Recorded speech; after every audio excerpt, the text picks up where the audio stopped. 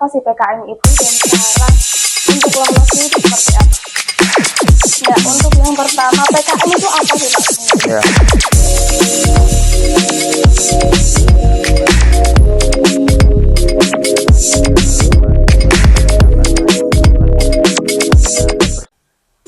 Assalamualaikum warahmatullahi wabarakatuh. Untuk lolosnya itu seperti apa?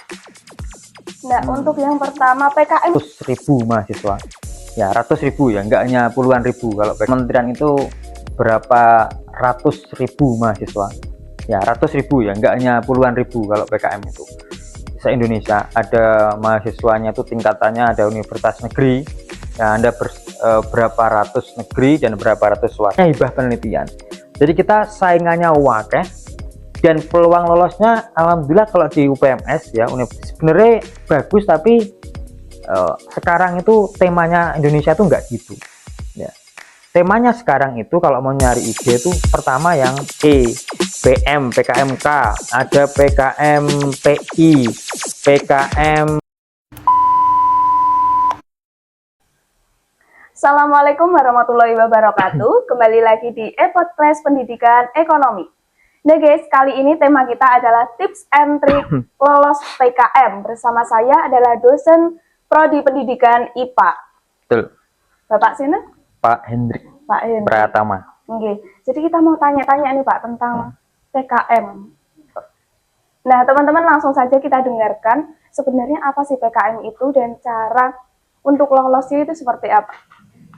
Nah untuk yang pertama PKM itu apa sih Pak sebenarnya? Ya. Kamu sudah tahu ya tapi ya Program kreativitas mahasiswa. Oh, iya. Udah gitu aja. Udah gitu aja ya. Ya jadi kalau saya ya PKM itu tidak hanya sekedar kreativitas ya. Jadi itu program bergengsinya kementerian. Ya, bayangkan kementerian itu berapa ratus ribu mahasiswa. Ya, ratus ribu ya, enggak hanya puluhan ribu kalau PKM itu. Se-Indonesia ada mahasiswanya itu tingkatannya, ada universitas negeri, ya ada berapa ratus negeri dan berapa ratus swasta. Yang diterima hanya 4.000. Jadi ratusan ribu yang diterima, paling proposalnya 3.000 sampai 4.000. Dan kita bersaing dengan kampus negeri ya.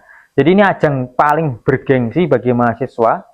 Ya, kalau kita lolos ya kita bisa menyaingi anak-anak yang misalkan dari mana yang keren.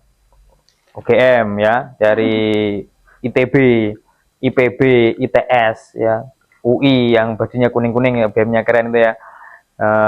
Dan sebagainya, atau UB atau UNESA ya. Jadi itu PKM itu kompetisi tingkat nasional yang kalau dosen namanya hibah penelitian. Jadi kita saingannya wakeh dan peluang lolosnya alhamdulillah kalau di UPMS ya, Universitas PGRI Pusendok itu ada gitu. Ada peluang. Jadi bukan berarti tidak ada, makanya kita itu harus berjuang itu karena ada peluang. Jadi PKM itu ajang bergengsi, ketika lolos tuh bisa dipamer nih masyarakat sak desa ya. Komunen desa langsung dicari nggak paling. Kira-kira gitu. Itu PKM. Ya, kira-kira gitu. Terus jenis-jenis PKM itu ada apa aja Pak? Kan setahu saya cuma ada PKMK, PKM AI, PKM PM mungkin ya sing perusahaan. Iya. Ya memang sing biasa nih cah UPMS ya. Itu ngerti ini PKMK membuat keripik godong jati, keripik godong pring, ya. Jadi itu yang tahu. Kalau PKM itu PKMK kewirausahaan. Jadi rata-rata membuat makanan. Kalau PKM PM pengabdian masyarakat ya, sosialisasi jentik-jentik nyamuk, ya. Jadi yang tahu paling kan itu kan ya. Padahal itu enggak boleh Pak dua itu. Boleh. PKM itu ada 10. Ya, total ada 10 PKM itu. Yang 9 itu ikut PIMNAS, kalau lolos bagus ya. Kalau yang satu artikel tuh nggak ikut PIMNAS. Yang 9 ini marketnya kalau Anda mau lolos ya, yang teman-teman prodi pendidikan ekonomi, ambil yang jangan di PKMK sama PKMPM. Nah, hindari itu misalkan. Ya, kenapa? Karena saingan mesti banyak. Ya, keripik kulit lele misalnya, apa ekor lele, aneh-aneh lah karena. Ya itu yang sebenarnya bagus, tapi sekarang itu temanya Indonesia tuh nggak gitu ya. temanya sekarang itu kalau mau nyari ide itu pertama yang basisnya teknologi, IoT atau AI, ya. Jadi kita manfaatkan teknologi. Misalkan nih kita mau membuat temanya besar ya, yang lagi ngetren itu sampah atau lingkungan hidup. Jadi kalau tema besar PKM itu ada green economy namanya. Bagaimana kita menciptakan meningkatkan perekonomian tapi ramah lingkungan gitu. Ya. Jadi kita bisa menciptakan teknologi ya pengolahan sampah misalkan. Misalkan di desa di desamu ada sampah misalkan. Terus tiap hari banyak. Nah, itu kita ciptakan teknologi bagaimana si katakanlah drone sampah. Drone ini munyar misalnya. Ngecek sampahin kono akeh. Nanti petugasnya datang. Atau kalau ada yang buang sampah, dipoto dengan drone kena apa hukuman. Nah, itu. Misalkan itu temanya. Kalau jenisnya PKM ada 10 ya, ada PKM AI, PKM RSH, PKM RE, PM, PKMK, ada PKM PI, PKM KI, PKM apalagi ya? Karsa Cipta, PI, riset eksak itulah ya. Karsa Cipta, PI, kemudian ada GFT, ada artikel ilmiah. Ya, kira itu jumlahnya 10. Nanti bisa cek lagi lah di panduannya ya kalau jumlahnya ya. 10 totalnya. Baik, terus untuk menciptakan ide kan seumpama kita sudah menentukan nih mau betul. bikin apa. Nah itu kadang-kadang kita bingung Pak, Bingung, idenya betul. itu mau bikin apa gitu. Itu gimana Pak coba supaya memunculkan ide apa apa sih gitu. Iya. Kadang-kadang memang ide itu angel ya kalian ya. Kalau nyiptakan kalian ngerti nih misalnya masakan ya. Rata-rata mahasiswa itu sukanya masak. Idenya masak Makan, yang ya. atau membuat sesuatu gitu ya, prank di bambunya dibuat anyaman kayak gitu. Jangan ya. Jadi ingat temanya ini. Indonesia itu sekarang Pak Presiden kan fokusnya ke pangan. Ya swasembada pangan kan, pengennya kan, termasuk pertanian di padi, jagung gitu ya. Ya fokuskan ke situ. Jangan jauh-jauh dari situ. Bagaimana meningkatkan produktivitas pertanian misalkan padi. Ya, kalau Pak Hendrik kemarin membuat alat uji NPK tanah. Kalau pH-nya jelek, kalau di IPA ya, pertumbuhan tanaman jelek. Nah, kalian membuat itu bagaimana ngecek pH-nya, nanti petani ngerti, oh pH-nya 6 atau 5, dikasih kapur dolomit misalkan berapa, biar meningkat. Nah, itu ambil dari tema-tema yang seperti itu. Ya, tema-tema yang dibutuhkan masyarakat atau yang menjadi sasaran nasional. Kemudian misalkan jagung itu kan murah, hanya pemerintah menetapkan harga 4.500, tapi ternyata harganya 3.500. Buatlah menjadi popcorn ya, atau apa Pak? Olahan jagungnya apa? Itu jasuke. Jasuke jangan yang ada di Alfamart atau di market itu kan banyak kan itu yang kredit gitu ya. Nah itu juga bisa. Jadi meningkatkan harga jual produk yang harganya 4,5 menjadi misalkan harga digawe makanan jadi tinggi. Itu terus sampah itu masalah besar ya. Nganjuk itu per hari tahu berapa ton sampah? Per hari 1,04 ton sehari, 1 ton lebih per hari ya Nganjuk itu. Ya, kalau sebulan sudah 30 ton. Bayangkan. Ini hanya di Nganjuk ya. Kalau di Indonesia, di luar negeri, wah kalian kalau lihat tuh ngeri. Itu. Kemudian masalah pendidikan. Pendidikan itu kalian anak-anak pendidikan, masalah anak-anak sekarang kan pergeseran ini ya dari zaman batu manual ke zaman HP, gadget. Iya. Anak malas belajar kan sekarang. Malah gini. Misalkan ngerjakan tidak bisa, langsung aja direkam. 1 on berapa kilo gitu. Langsung muncul kan di Google kan? Ya kan? Tinggal direkam aja kan? Soal kamu foto aja di ChatGPT. Soal ya. Langsung ketemu jawabannya. Ya kan? Nah, itu bahaya buat anak sekarang. Nah, itu perlu solusi dari kalian. Ya, itu. Di tema-tema yang ambil tema-tema yang jangan fokus ke makanan. Apapun gabungan dengan teknologi. Ya, gabungan dengan teknologi. Misalkan kalau contoh lagi ya, yang Pak Hendrik tadi pH. Ngecek pH tanah itu kan kalau dulu kan pakai ditancap nih gitu ya, jelek gitu ya. Jadi dilihat angkanya berapa. Teknologinya apa? Sekarang kita main pakai microcontroller ya. Jadi dikirimkan sinyal ke HP kita, nanti HP kita bisa terima. Oh sekian, pH-nya sekian. Tinggal tancapkan aja di berapa kotak. Tinggal lihat aja gini. Dia pakai HP. Kalau di Facebook pernah lihat nggak yang gini? Google nyalakan air. Jadi terus nyirami itu kan. Nah, kayak gitu. Iya, Konsepnya kayak gitu. Jadi itu ide-ide yang basisnya teknologi. baik. Jadi kalau untuk ide-ide yang kayak mungkin masih asing di telinga mahasiswa itu memiliki kemungkinan yang besar untuk lolos, Pak. Betul. Jadi jangan cari yang ide remah-remah ya. Maksudnya remah-remah itu kacang-kacangan gitu ya. Kita nggak masuk. Jadi cari ide itu tekniknya kalau sekarang itu ya cari yang basisnya teknologi. Pak, les kita kan anak ekonomi, Pak. Saya tidak mudeng, Pak, membuat sensor. Kalian cari di DeepSeek ya yang lagi ngetren ya. Misalkan cara membuat sensor sensor untuk mengetahui hujan hari ini. Ya. Kalian cari DeepSeek, buatkan saya sensor untuk mendeteksi hujan, berikut codingnya. Saya kan sekarang di DeepSeek, lah muncul semua codingnya. Ya. Kalian tinggal nyari orang yang profesional, Mas sampai ini so Mas gawe sensor gitu. Ya. Kita nggak masalah di dalam PKM itu boleh kita mendandak nih, mendandak nih. Mendedakkan. Pakai profesional ya, jasa profesional. Tapi ide kita, itu ide kita. Tapi yang membuatkan orang lain. Jadi kita, Mas biaya ini piro, gawe iki so gak, iki codingnya ini kira-kira bentukku ini. Nanti kita buatkan si itu milik orang lain, nanti bayar, tidak masalah. Ya. Tapi ingat kalau PKM tanya dulu budgetnya, habis piro Mas kira-kira. Jangan sampai melebihi batas, jangan 5 juta Mas, ya bangkrut. PKM kan cuma 10 juta kan. Nah itu jadi yang prototipe saja. Ya, jadi di dalam PKM itu ada yang PKMPI itu penerapan iptek. Nah itu bentuknya produk. Ya, terus ada Karsa Cipta itu yang prototipe saja. Jadi jenisnya macam-macam. Ya, ada 3 PKM yang mirip itu ya. Kalau nggak salah PKMPI, KI, sama KC. Hawi podo mirip.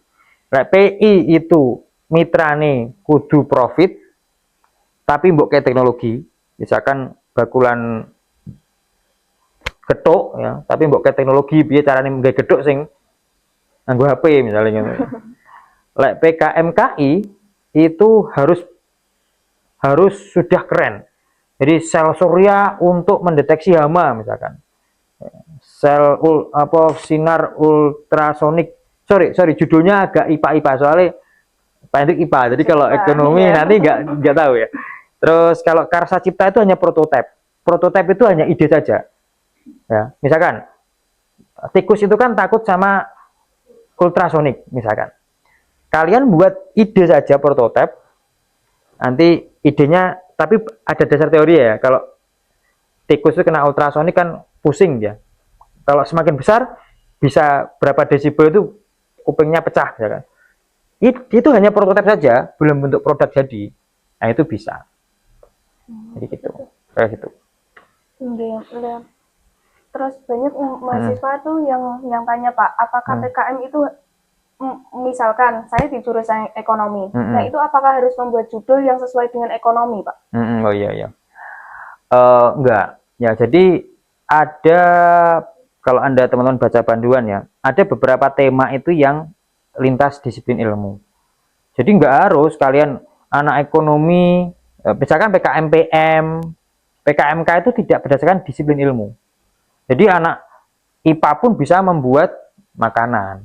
Anak ekonomi pun bisa membuat kompos yang sapi yang dijual. Ya, boleh ya. Jadi kalian usaha ini tertong sapi, ya. Itu terus dibuat menjadi kemasan gitu. Ya, sekarang lagi ngetren nih, pupuk dari kompos tuh ngetren. Kambing yang bagus tuh kalau nggak salah kambing yang paling hebat.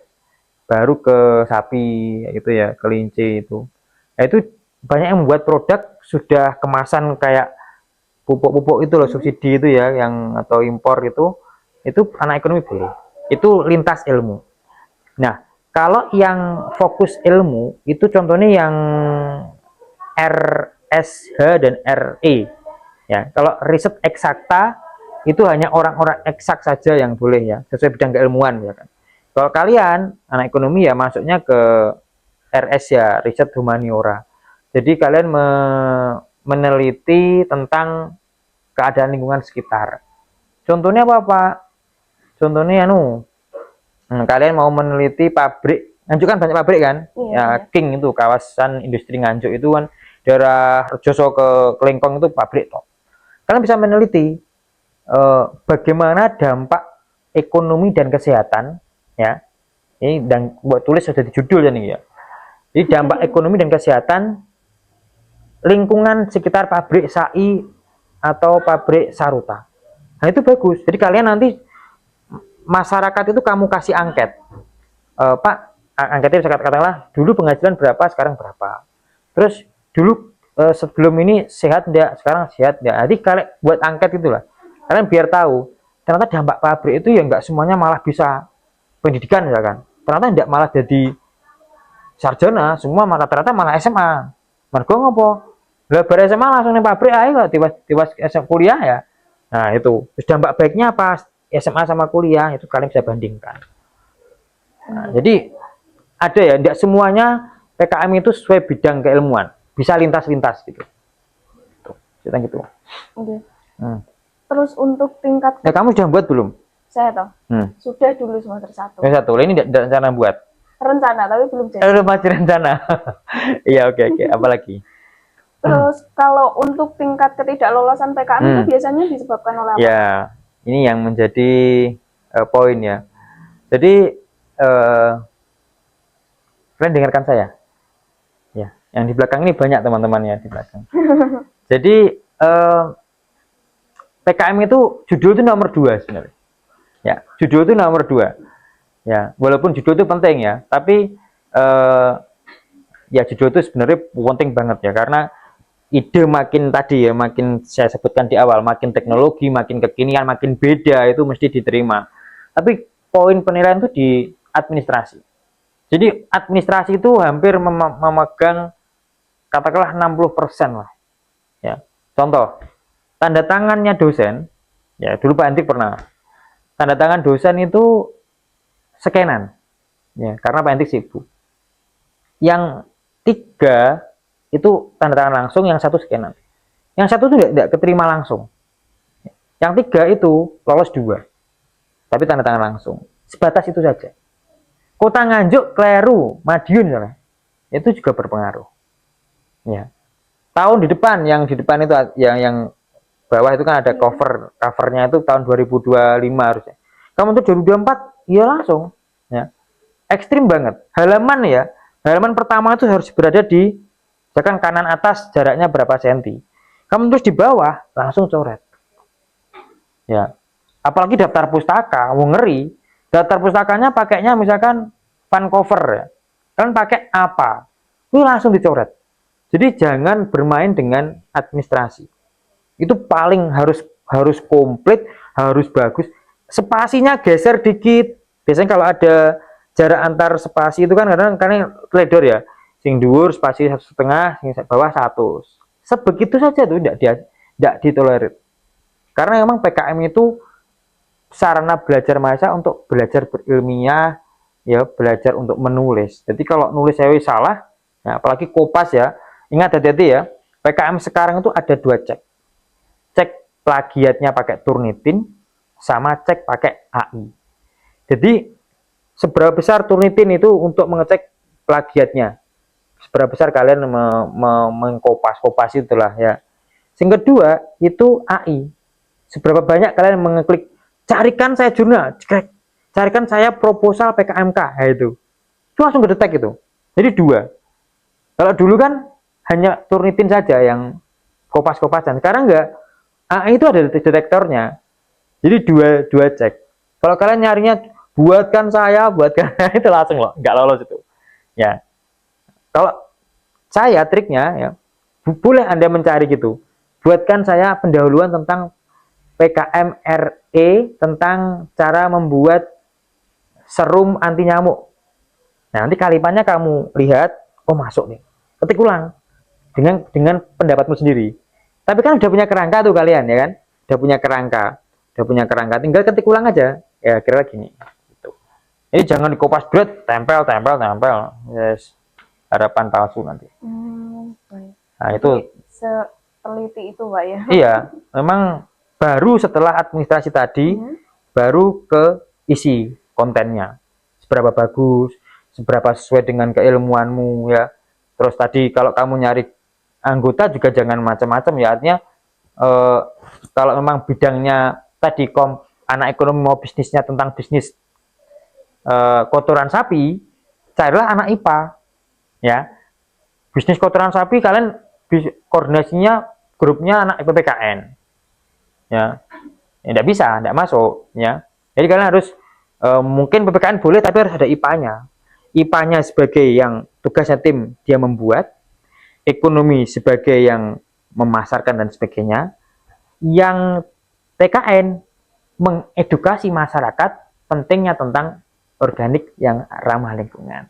Jadi gitu ceritanya. Jadi bisa lintas prodi ya, harus lintas prodi, lintas angkatan. Kalau sak jeret angkatan ekonomi tok wis gak mungkin lolos kalian.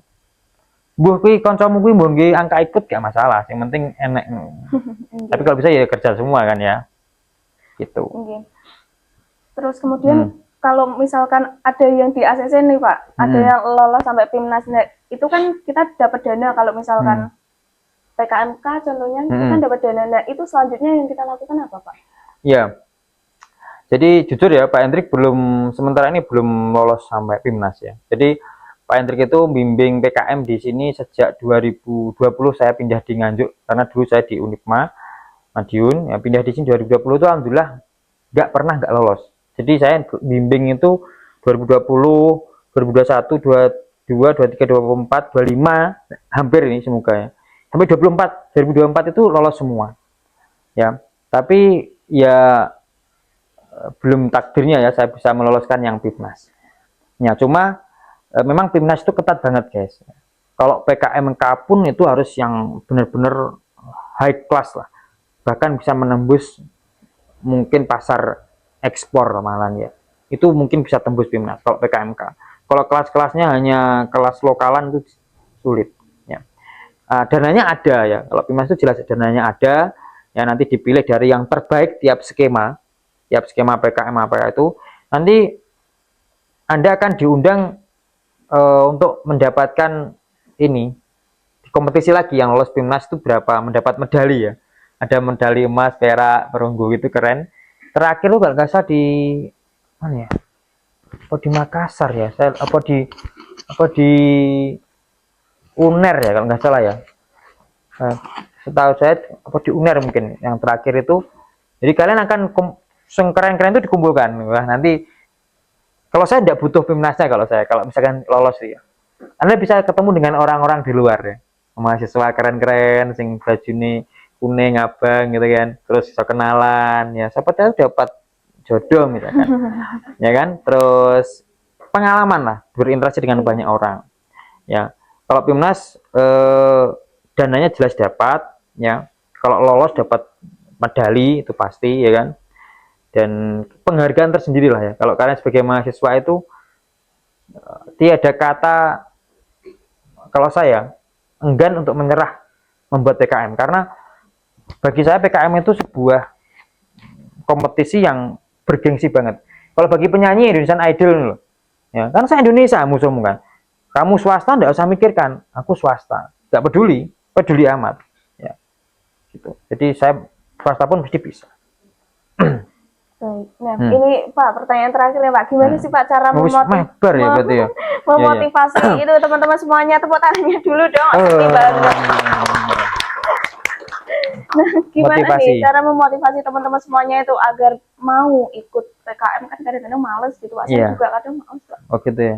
Ya. Kalau dengan malas ini sudah berat ya. Iya. Ya.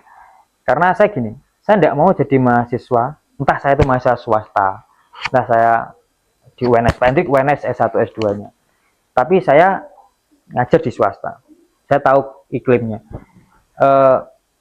saya prinsipnya gini, kalau saya jadi mahasiswa mangkat mulai turu gitu, apa kata tetangga saya dan masyarakat?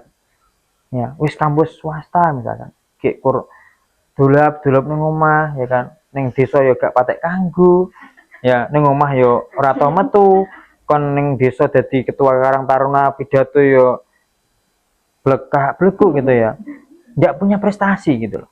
Ya, kalau anda jadi mahasiswa yang nggak pengen prestasi, yo gak usah kuliah ngono lah aku mending ya. Karena saya tidak suka ketika jadi mahasiswa tuh berangkat bawa tas, pulang turu ngono ya. Gabut nih, aduh. Masa depan suram kalau saya.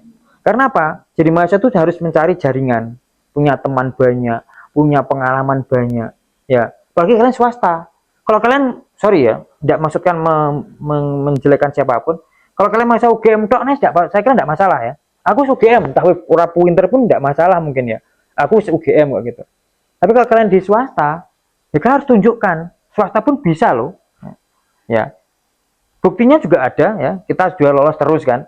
Ya kalau tidak ada yang lolos, tidak masalah. Alah, wangil nggak tahu lolos kita. Nggak masalah kalian. Tapi buktinya kita ada yang lolos. Ya.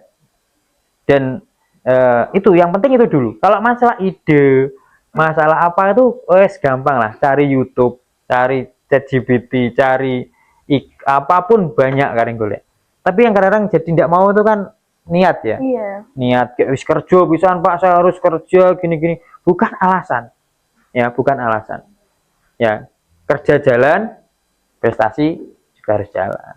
Nah, gitu kira-kira. Iya, yang ditata jadi niatnya dulu ya Pak. Betul. Baru nanti akan keluar ide-ide. Ya. Gitu. Kalau udah nggak males kan pasti ada Ya, Pak ide. terus terakhir ya, saya dosen ya, yang alhamdulillah ya Pak Hendrik juga kalau penelitian itu sejak di sini ya, alhamdulillah itu sejak pindah di UPMS itu nggak lolos juga kalau pengabdian yang tingkat dosen. Ada pengabdian masyarakat itu 2021, 2022, 2023. Malah yang 2024 ini penelitian saya kerjasama dengan Universitas PGRI Pontianak ya. Itu dananya besar lah, tidak perlu sampaikan ya. Ya. Itu saya membuat ide itu nggak hanya misalkan PKM-nya tanggal 4 Maret gitu ya. Ini baru buat tuh nggak mungkin saya. Kalau acaranya itu misalkan April tanggal 30, mulai Januari tanggal 1 tuh saya udah buat ide itu. Sambil naik mobil, sambil naik motor, sambil neng sawah, itu saya udah mikir, apa ya ide nih? Punya ide rekam atau tulis neng HP. Dikai judul PKM, tulis saja dulu. Tulis saja, idemu apa, tulis dulu. Jadi ide itu nggak bisa kalian langsung golek mumet aja. Sekarang nyari dulu. Yang penting judul dulu idenya, temanya apa. Nah, nanti kalau mendekati hari H, kalian kelompokkan ide yang paling keren itu yang mana ya? Dari 6 atau 7. Ini Pak Hendrik sudah dapat ide sekitar 6 lah ya untuk penelitian dosen. Jadi nanti dari 6 itu tak kerucutkan jadi mungkin 1 yang mau tak terbitkan. Dan mepet Pak Hendrik juga bisa. Saya buat proposal seminggu dulu tidak bisa. Karena saya buat proposal itu harus riset, ya harus ke lapangan, ya moto. Karena PKM itu jangan sekedar ngobrol, ya foto. Masalah tentang kotoran ternak, fotoan ternak, fotoan kotorane, wawancara, dan itu penting. Ya, data itu. Ya, jadi gitu ya. Kira-kira ide tidak bisa diambil dalam waktu seminggu atau bahkan sehari. Siapkan sejak lama, maka mesti idemu akan bagus. Baik, teman-teman semuanya, jadi semuanya itu butuh proses ya Pak ya, tidak ada yang instan. Nah, kira-kira seperti itu teman-teman yang telah kita bahas di tips and trik lolos PKM. Saya ucapkan terima kasih banyak kepada Bapak Hendri yang telah meluangkan waktunya untuk mengisi podcast seri ini. Ya, siap. Terima kasih. Oke teman-teman semuanya, terima kasih ya yang udah nonton. Jangan lupa selalu saksikan channel YouTube kami di setiap hari Jumat pukul 5 sore. Terima kasih. Wassalamualaikum warahmatullahi wabarakatuh. Waalaikumsalam warahmatullahi wabarakatuh. Iya.